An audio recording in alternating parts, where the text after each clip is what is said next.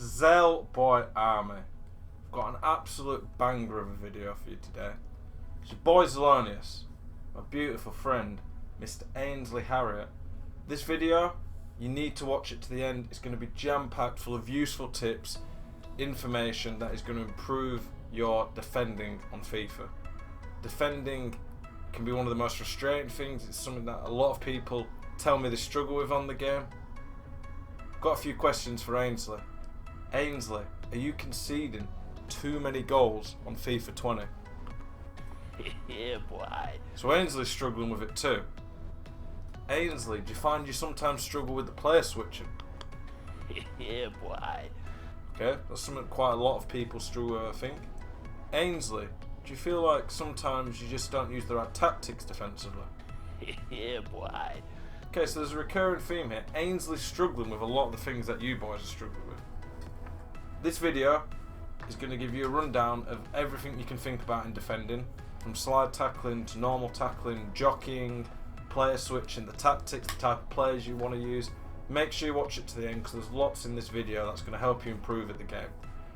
If you like these videos, please literally like them. It helps the videos do better. If you comment on them, helps the videos do better, helps the channel grow, helps more people see these videos. I really appreciate the support on the channel. The channel's doing better than ever.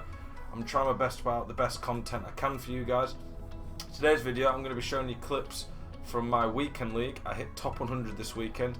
We're going to do a proper top 100 weekend league highlights tomorrow, like a recap. But that's where the gameplay is going to come from.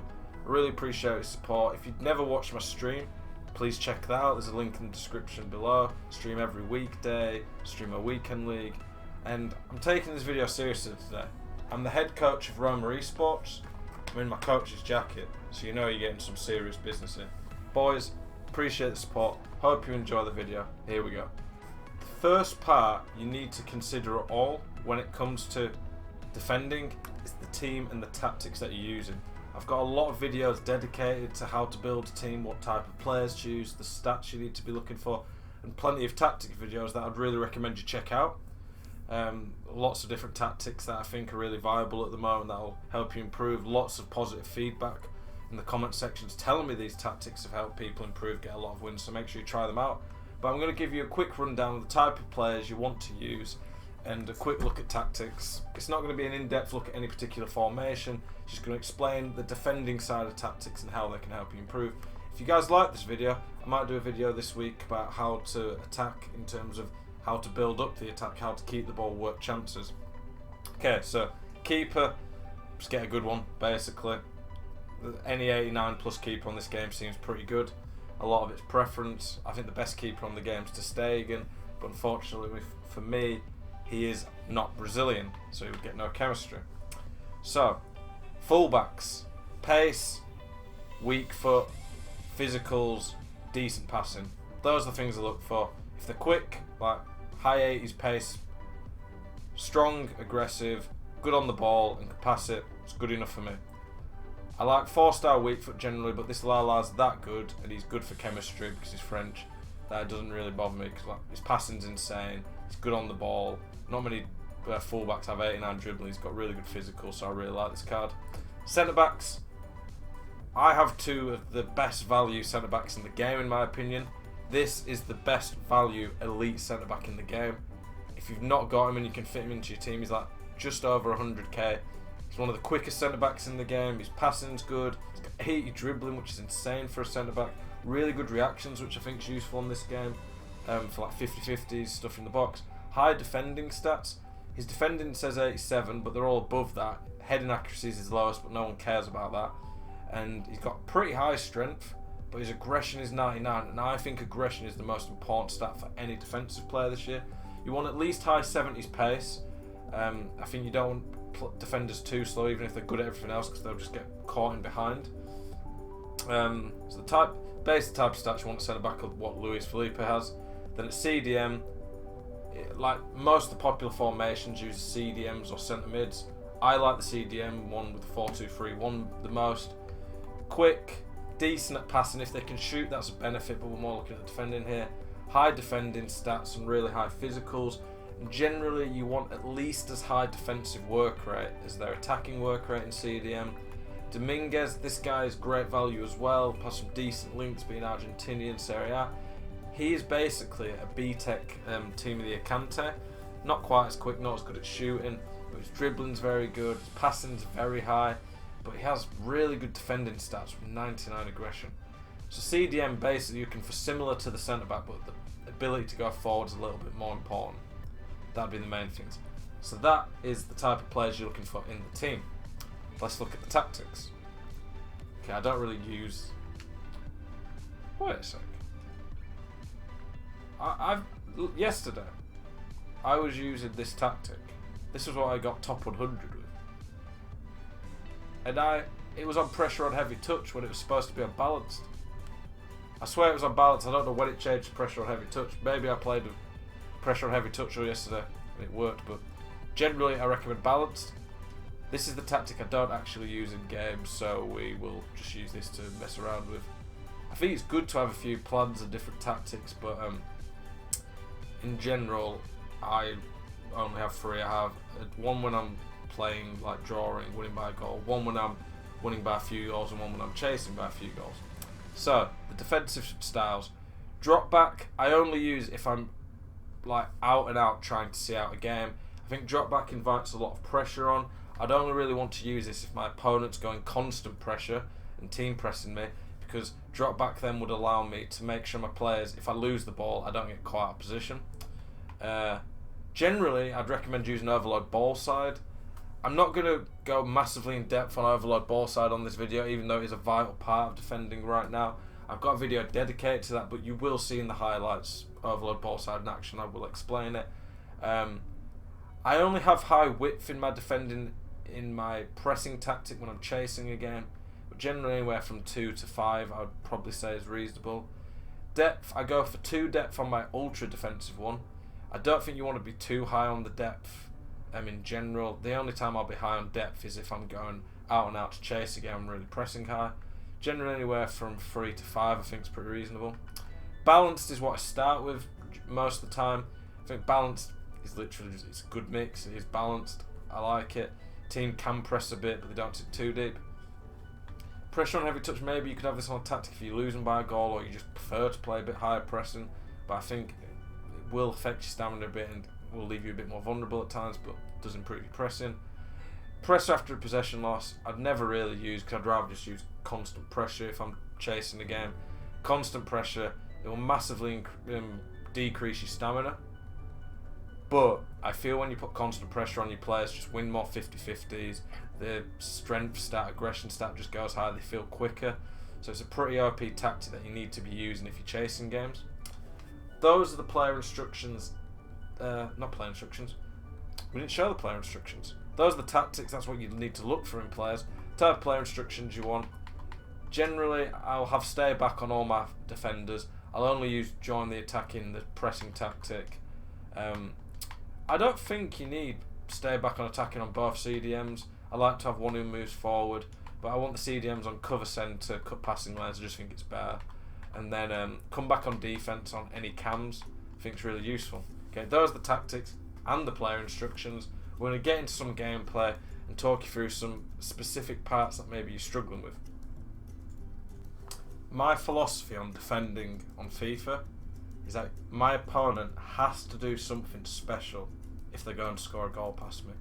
So often when I beat people online, even at a pro level, a lot of the time the goals that I score are just really easy goals that my opponent gives me that they just shouldn't.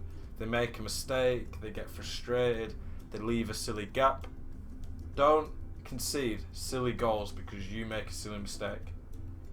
One of the things that's so important on FIFA, a very important tip that I can give you, is keep your shape, frustrate your opponent, be patient. On this FIFA, being patient and keeping your shape is so vital that if you can keep your shape, not dive in, not make a silly mistake, not many people are going to have enough ability to break you down with something special. Yes, you will concede on FIFA sometimes a stupid goal, but if you can keep to the rule of keeping your shape, not making silly mistakes, not leaving gaps, it's going to be so much harder for your opponent to break you down. And most opponents are going to get frustrated, going to start to give the ball back to you, which will go a long way to giving you the W. I'm going to show you a clip here of how I keep my shape, keep my opponent at bay. So as I was just saying, keeping your shape is so vital. One of the things that I notice people do all the time on FIFA is when they lose the ball, they get really frustrated and start diving in because they're desperate to win the ball back. The higher up you go on FIFA, the better people are at keeping the ball. So if you give the ball back cheaply, then they're going to keep the ball for longer. But that doesn't mean just because people are going to keep the ball better that you need to be an idiot, start rushing in and making mistakes. Watch this clip here. It's from the Champs channel. I can't use the pen software that I normally do, but I'll do my best to show, talk and explain each part because it'd take a lot of time to record the clips and go into the software. Okay, so you see here, look at my team. I'm controlling R9 there. His Kante, I think it's Kante on the ball. He's got so many men in front of him. Like, this is the overload ball side. You can see I've got 9 men in a really good position here. It's going to be really hard for him to break me down here. The only way he's going to get through the middle there is if I start doing something crazy. You can see my controller input as well, which is quite nice on the Champs channel. I'm using the jockey button. Jockeying is an absolutely essential part, in my opinion, of defending on this game. People, a mistake they make in defending is they sprint way too much. Don't sprint unless you have a big gap to cover. You can see I'm jockeying and sprinting because R9's nowhere near the ball. But when I'm defending one-on-one dribbling, when I'm defending in the box, trying to cut passing lanes, I'll always hold jockey, but not sprint. Sprinting far less in general on FIFA will improve your game, but the jockeying button is important. But this clip's mostly about holding the shape. Look what I'm doing. I'm just keeping him at bay. I'm not diving in. I'm not diving in there. See, I'm not forcing a tackle. I'm keeping him in a position where he can't score. But so many people, desperate to win the ball back, that they force themselves into defensive situations where they make a mistake trying to win the ball back. You don't need to win the ball back every time. If you can keep your opponent at bay, send him away from goal, even if you don't win the ball back, eventually you will get the ball back through your opponent being frustrated. So keeping your shape, holding it is so important. Let's watch the rest of this. See there? He made a slightly good chance because it's kickoff, but I kept my shape. I've got 4, 5, 7 bodies in the box there. That amount of bodies in the box because I didn't dive in, even though it was a kickoff, and my opponent played it quite well. He couldn't score because I held my shape. I didn't panic. I didn't make a silly mistake. When I lose the ball here, I want you to see what I do. This is where you can use different types of switching. So I used right stick switch there. Right stick switching and LB or L1 switching. I'm going to talk to you a bit now about the difference between them and when to do them. Right stick switching is the harder one to do. Right stick switch is when you can more manually choose who you switch to. The times where you want to right stick switch are where you need to cover a great distance. So let's say I was worried that my opponent is going to pass to the left wing. I would right stick switch by moving up and right to Lala to cover that. That isn't something I'm actually worried about here, but that's just an example. If I thought my team are in good shape, which they are, and I wanted to get Martinez or R9, I would right stick switch bottom and left. So right stick switching for me, for the most part, is about switching to players to cover passing lanes and maybe control the pitch and the shape of your team a bit more. L1/LB switching is something you're going to use more for quickly switching to the man nearest the ball. For anyone who doesn't know the difference, L1 switching literally will switch you to the player with the icon above his head. So make sure you have the icons above the head. Whichever the second colour indicator is, that's the one that when you press R1 or RB, it will second man press, but it also means you'll switch to them. It's important that you know who you'll be switching to with LB/L1, but it's supposed to be the man closer to the ball, which is very useful in and around the box, where if someone gets a quick chance that you can quickly press L1, quickly switch to make a last ditch tackle. But this one here, you can see there, a right stick switch. I L1 switched here because Lala, if I commit and make a mistake, he can do a 1-2 and get down the wing. But Dominguez was in a very good position. So what I tried to do is I tried to box my opponent in force him into a mistake.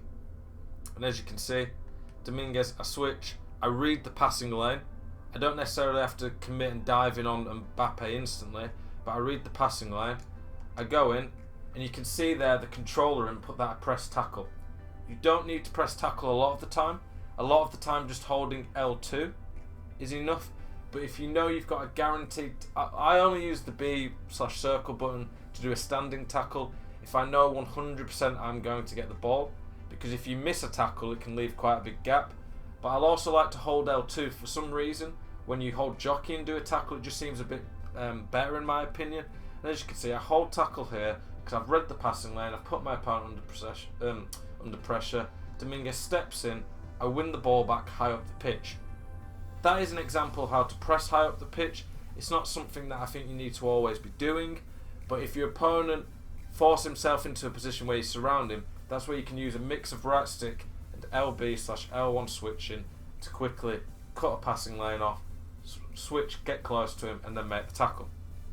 Another key to defending on FIFA is do not get frustrated.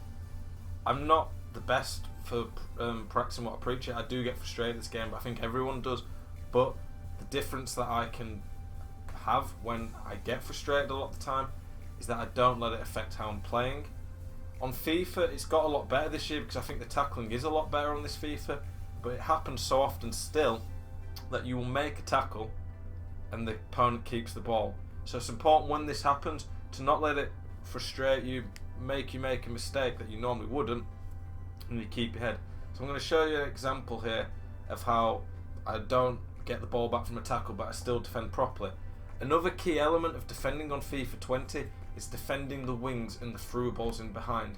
It's not something that's been as key on previous FIFAs, but on this FIFA where the game's so the meta is so much based on playing through balls down the line, it's important that you know how to defend this and you preemptively switch and cover it. So I'm going to show you a quick example of me doing this. Okay, because the Champs channel literally doesn't allow us to look back. It doesn't allow us to go backwards other than whole sections. Sometimes it's going to be easier to use an instant replay. I'm pressing him high up the pitch here again, and for me, that should get the ball. Dominguez has 99 tackling, and for some reason he doesn't get the ball. So the frustration there for me is that I've not got the ball back. We're going to go back though to the replay. You can see here I don't get the ball back. So what's going to happen here is, in that position, his only option really is to try run down the wing and play it to the, you can see that he's playing it there. I switched though. You can see here my right back Lala. Obviously you can't see the controller input, but I'm telling you what happened at the time. I switched to my right back here because everyone at this point just plays through balls down the line, and that was his only option other than turn backwards, which, by the way, the right thing for him to do here would have been to turn backwards because he played himself into trouble. There's 4 defenders around there, but I know he's going to go down the line. So I right stick switch to Lala by going up and right, and then I cut the passing lane because you see there, you can see Lala's jockeying as well. So I know the pass is going to be going near me. I hold jockey because one thing that jockey does is it slows you down, so it makes you more likely to make the interception, but it also just improves the ball control of the player when he gets it. Holding jockey, I read the play, and the ball's mine again. Right now, overload ball side is definitely something that I recommend, and in this clip I'll show you an example of what overload ball side does and how it affects the shape of your team. The reason overload ball side is so good is because it makes your team so compact and makes this so there's hardly any space in the middle. When there's hardly any space in the middle, it just makes it so hard for your opponent to break it down when you've got so many bodies behind the ball. One of the only real ways that you can break overload ball side down is with width and quickly switching the play. If you're struggling to break someone down who's beating you, I recommend a formation like 4-4-2 that still has the 2 strikers in the middle to draw the defenders in, but then 2 wingers who can get down the wings and make some space. My opponent here does something that a lot of people do to try and beat overload ball side. One of the cons of overload ball side is because everyone gets so sucked into one side. If you don't switch quick enough, they can switch it and get a through ball down the line and get lots of space. So I'm going to show you here an example of how to defend it and what I did to stop this happening. So as you can see in this clip here, overload ball side, my furthest player away from the ball is a Kone, but he's still nowhere near the other touchline. So my team are very much drawn to the bottom of the pitch. So my opponent quickly switches it. You can see there, his number 8, I'm pretty sure that's Mbappe, is going to get down the line. So what I did here, knowing this was what my opponent was going to do, because once you get to a decent level, everyone plays like this, I switched to Petite with right stick switching. You can see there, I've got Petite, I'm in a good position. This is why you need players with pace, because if you don't have players with pace, it doesn't matter how good you are at defending or reading the game, you will get done by this, because there's not a lot you can do to stop a quick switch across the pitch than a through ball. I switched to Petite, you can see I'm already covering that passing lane. If I had not manually done that, he gets an easy through ball and behind and gets into a very dangerous position. Don't know where he was aiming that, but that's where the aim could still work for you. I've covered it with Petite, even though he's not quite as quick, he gets his body in a better position. That's another thing, you want as much as possible to put your body in the position that if it goes to a 50-50, you will win the ball. Petite's in a good position and then just pass it back to the keeper. Because that's another thing that people don't seem to think about. When they win the ball back in defence, a lot of the time they might panic and play a silly pass. Go backwards to your keeper, play a simple pass, don't do something stupid, mess around with the ball and give your opponent back. But people go down the line so much on this game, make sure you right stick switch. This is where you need to get better right stick switching to cover those passing lanes. On this FIFA, like I said in the previous clip, the meta is very much to be overload ball side. A lot of time people switch and play through balls down the line. But what you want to do ideally in defence is have the overload ball side on, get your team into a good shape, sat deep so there's no spacing behind you, so your opponent can't play those through balls down the line. When this happens, keeping your shape is absolutely vital, like we said right at the beginning of the video. I'm going to show you one easy way to defend that will, if you could do it, anyone can do this really, it'll instantly improve your defending. And in the clip I'll explain why this is how I think people should defend and why it's so effective. In this clip here, I'm controlling Dominguez. He's one of my CDMs. He's the one who's just up and right from Petite. Again, we can't use the pen and you can't see who I'm controlling because in the Champs channel I'm finding the clips, but then it doesn't let me rewind, so I have to use the instant replay. A very easy, simple, effective way to defend is switch to one of your midfielders, preferably a CDM who's got high aggression, so will win 50-50 pretty quick, and cover the middle of the pitch. When I'm coaching my pro players at Roma events, one of the things I always remind them to do is cover the middle of the pitch, mark the 5-star weak foots. Don't give your opponent something easy through the middle. The best and most effective, consistent way to score on FIFA 20 is pass it into a striker's feet inside the box, take a touch and shoot. Last year there were some crazy ways of scoring. There isn't really a massively consistent way to score this year, but long shots aren't very good, crossing's useless, tricks aren't the best, so that the easiest way people can score past you is passing around the middle of the pitch and then you leaving a gap in the middle, they pass to a player in the box, take one touch out their feet and shoot. So it's important, and this is very easy to do, that as much as possible you patrol the middle of the pitch with your player you're using and don't give up any easy spacing. So you're going to see here, just watch Dominguez, you can see him there, number 7, look what I'm doing with him. I'm jockeying, I'm starting to press a bit, but then I don't think I'm going to be able to get the ball and I don't dive in. A lot of people here would dive in, but if I dive in, you just through balls it to the top and my CDM is call out position, I start to lose my shape. See Dominguez there, number 70, I'm still controlling him, and then I right stick switch to Lala to cover that through ball down the line, and then I switch back to Dominguez. I've sent my opponent away from the goal. If we rewind this clip, if I'm not controlling Dominguez there, number 7, what my opponent will try to do is they'll try to play a pass into Neymar's feet. 5-star weak foots are so good on this game as a side point to build into your team.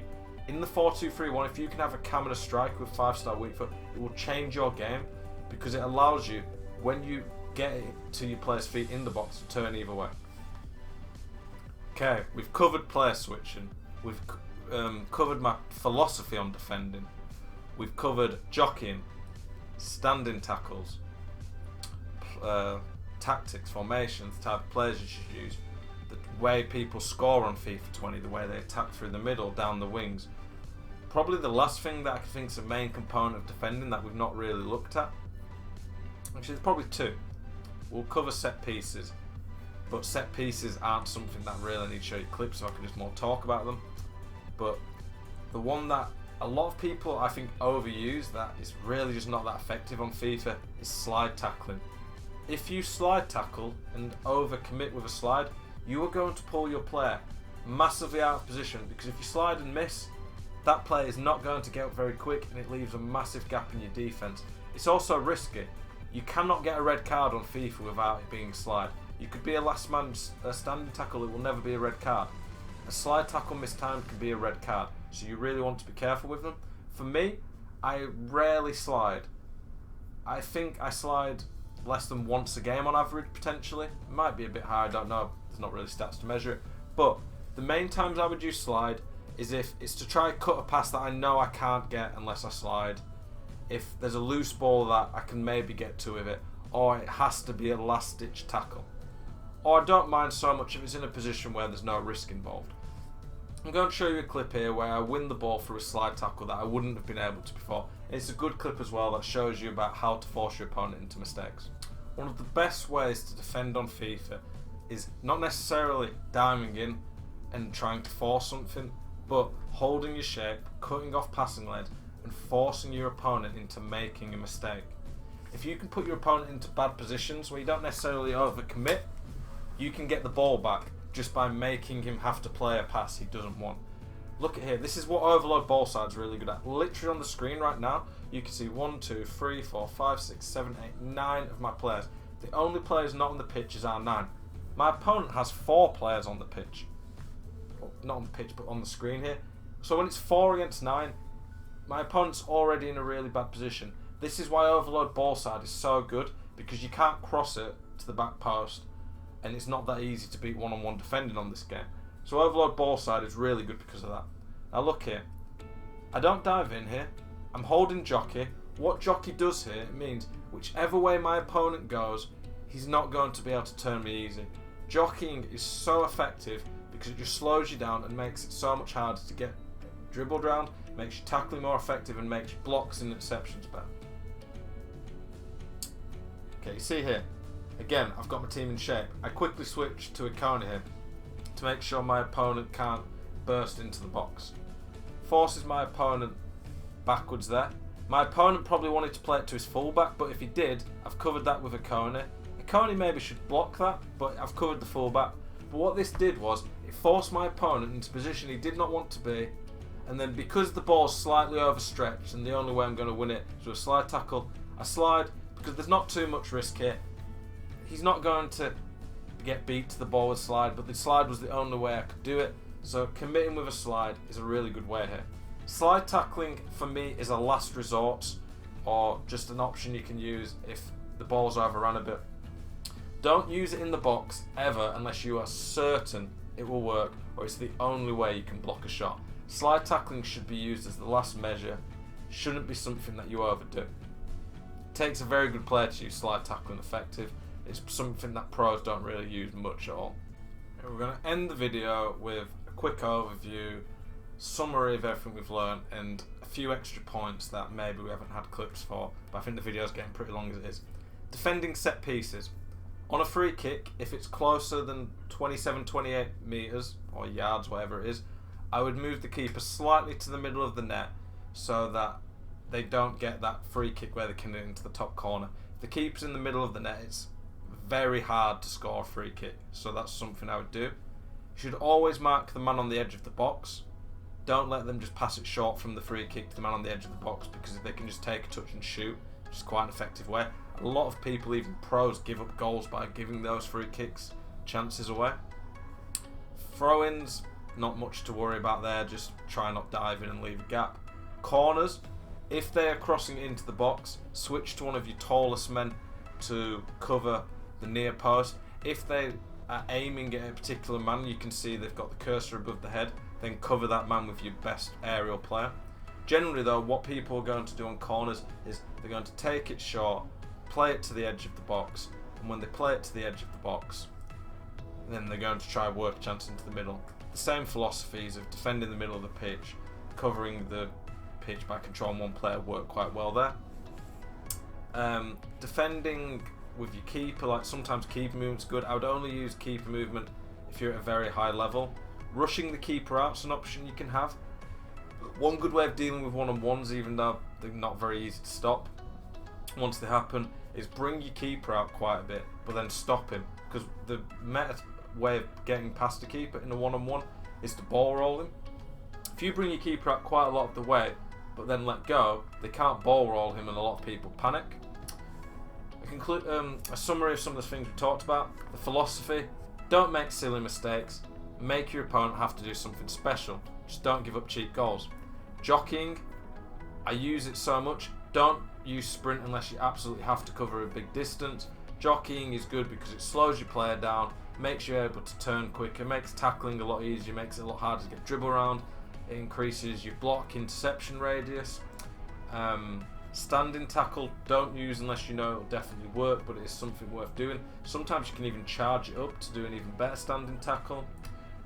Player switching, right stick for when you want to cover great distances, for example, covering the wings. LB is most effective around the box when you're trying to cover the middle of the pitch and quickly switch to stop someone getting an easy chance. Slide tackling, never use it unless it's an absolute last resort and you have to, but you still have to be very careful because you can get red cards, give penalties away with it.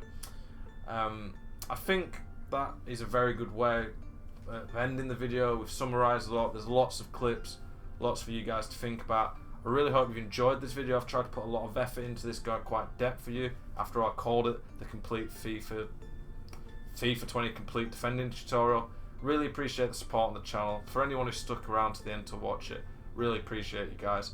Thank you so much. Enjoy the rest of your evening. We'll be back tomorrow, by the way, with the weekend league recap. That should be a sick video.